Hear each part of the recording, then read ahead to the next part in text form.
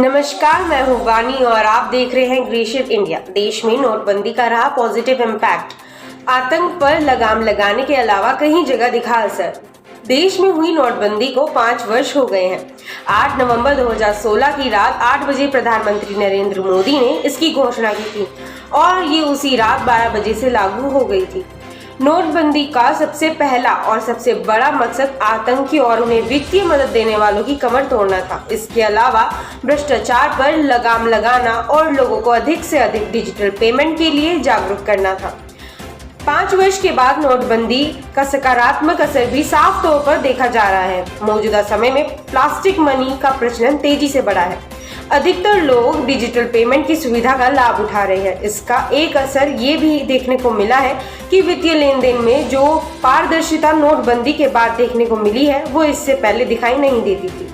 Bhim app, Google पे, Paytm, phone पे जैसी कई ऐप आज हर किसी की जिंदगी से जुड़ चुके हैं। नोटबंदी के बाद देश के अधिकतर लोग, विशेषकर ग्रामीण क्षेत्रों के लोग, बैंकों से जोड़ा गया है।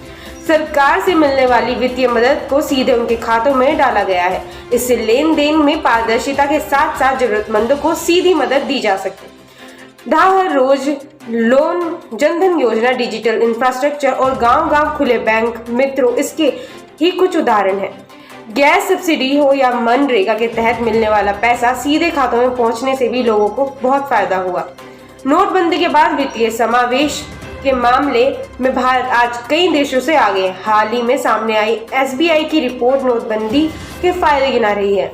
इसमें कहा गया है कि बीते वर्ष मोबाइल एवं इंटरनेट बैंकिंग लेन देन 74 गुना से ज्यादा बढ़ गया। वर्ष 2015 की तुलना में प्रति 1 लाख वयस्कों पर 13.6 बैंक शाखाएं थी, जो वर्ष 2020 में बढ़कर 14.7 हो गई हैं।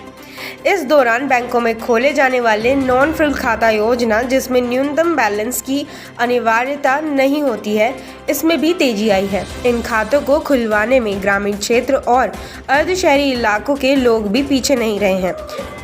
नोटबंदी के बाद 34 करोड़ से अधिक नॉन फ्रिल खाते सरकारी बैंकों में और 18.2% क्षेत्रीय ग्रामीण बैंकों में और 3% निजी बैंकों में खोले गए हैं। नोटबंदी के बाद ग्रामीण इलाकों में बैंक की पहुंच भी बढ़ी है।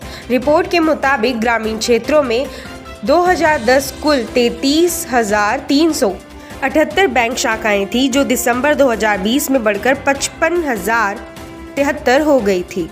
इसके साथ ही गांव में बैंक मित्रों की संख्या भी कुछ हजार में बढ़कर लाखों में हो गई। नोटबंदी का असर केवल डिजिटल लेन देन में ही नहीं देखने को मिला, बल्कि इससे अपराध में भी कमी आई है।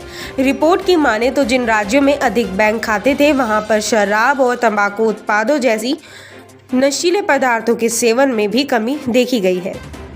मेरे साथ खबर में बस इतना ही। देखते रहिए ग्रेशियर इंडिया।